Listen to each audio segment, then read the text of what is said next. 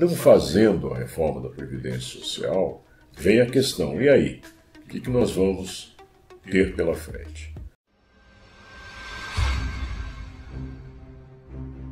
Na época, houve uma crítica de que o governo deveria aprovar antes a reforma da Previdência para, se obtivesse sucesso, aí sim ele entraria com essa reforma constitucional da PEC do teto de gastos.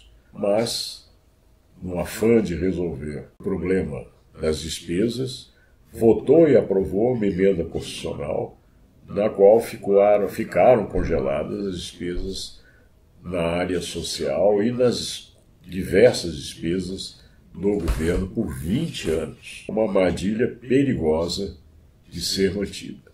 A demografia não dá trégua, ela cresce.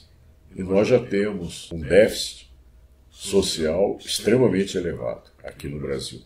Se congelar isso, só vai agravar essa situação. Aí o governo se jogou fortemente nas reformas e optou por colocar em primeiro plano a reforma trabalhista.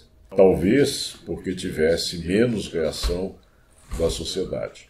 Houve um esboço de reação das centrais sindicais, mas os movimentos não foram suficientes para mostrar ao governo que teria um problema nessa aprovação. O governo contava que os parlamentares são donos, em sua maioria, de empresas e teriam todo o interesse em aprovar essa reforma trabalhista que retira direitos da consolidação das leis do trabalho que protegem a mão de obra, protegem os trabalhadores. Conseguiram a aprovação e aí partiram, a partir do final de 2016, para a reforma da Previdência. E aí tomaram uma verdadeira surra que não imaginavam que poderiam tomar. Porque a reação da sociedade, e isso a gente sentiu nitidamente, não apenas pelas pesquisas de opinião, mas principalmente pela intensa mobilização nas redes sociais contrárias a essa reforma da Previdência. E, por fim, essa reforma deixou de ser o objetivo central desse governo. E aí nós estamos iniciando um debate visando as eleições deste ano. E aí será colocado com muita clareza o que cada candidato pretende fazer em relação à reforma da Previdência, uma vez que a responsabilidade de fazer e aprovar ou não aprovar essa reforma vai ficar nos ombros do futuro presidente da República. Os candidatos têm que se pronunciar. Esse debate vai correr durante todo o ano. E quem quiser defender uma reforma da Previdência que corta direitos de toda a sociedade, vai ter um problema bastante sério. O Alckmin, que vem pelo PSDB, já se declarou que é a favor dessa reforma e que a primeira medida do seu governo, caso eleito, será fazer uma proposta bem mais radical do que a que está em discussão, que é a solidariedade mínima, para uma reforma mais forte, que corte mais direitos ainda da população. Já Ciro Gomes e os outros candidatos de esquerda estão se manifestando contrários a fazer mais uma reforma da Previdência Social. O Bolsonaro está mudando de posição a cada dia. Ele flerta mais com o mercado financeiro, porque escolheu como seu futuro ministro da Fazenda uma pessoa ligada ao mercado financeiro. Então eu não sinto nenhuma segurança, se Bolsonaro for eventualmente eleito, que vá honrar aquilo que já lhe perguntaram em várias entrevistas, se ele vai ou não fazer uma reforma da Previdência Social.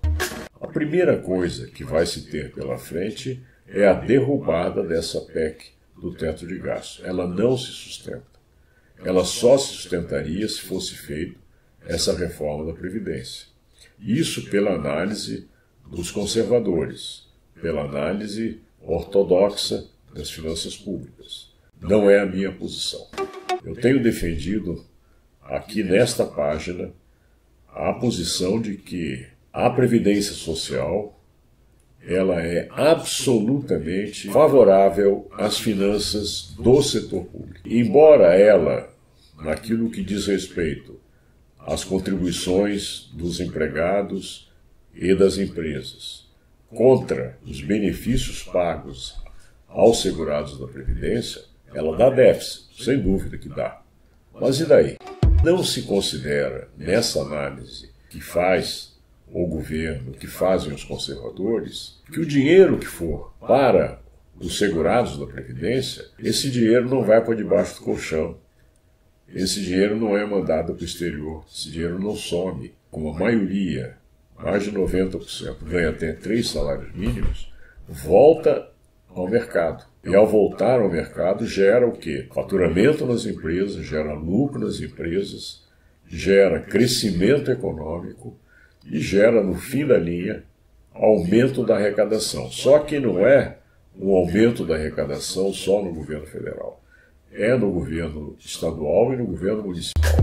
E eu dimensionei esse retorno e vi com clareza que basta o país crescer acima de 2% ao ano, que a Previdência Social fica fiscalmente superavitária durante todo o período, desde o início da série histórica até 2060, que é o limite considerado pelo governo na Lei de Diretrizes Orçamentárias. E isso está estampado não apenas num estudo, em vários estudos que eu tenho feito a respeito. Ou seja, eu não tenho essa preocupação que nós vamos ter problemas fiscais pela não aprovação de uma reforma da Previdência Social.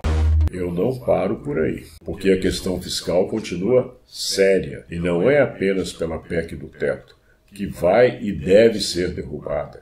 É uma posição completamente falha de não considerar que toda despesa pública está relacionada à receita pública. A Lei de Responsabilidade Fiscal não tem nada que fale em limite e nem para a própria dívida com relação ao valor absoluto dela. Ela fala em valor relativo, ou seja, ela fala em despesa de pessoal em relação à receita, ela fala em juros em relação à receita, ela fala em déficit primário em relação à receita, ela fala em déficit nominal em relação à receita, ela fala em dívida em relação à receita. E ela é sábia.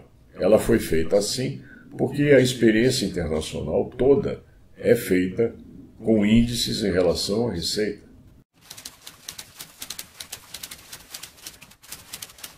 Oi, pessoal. Esse ano, um ano muito agitado, muita disputa.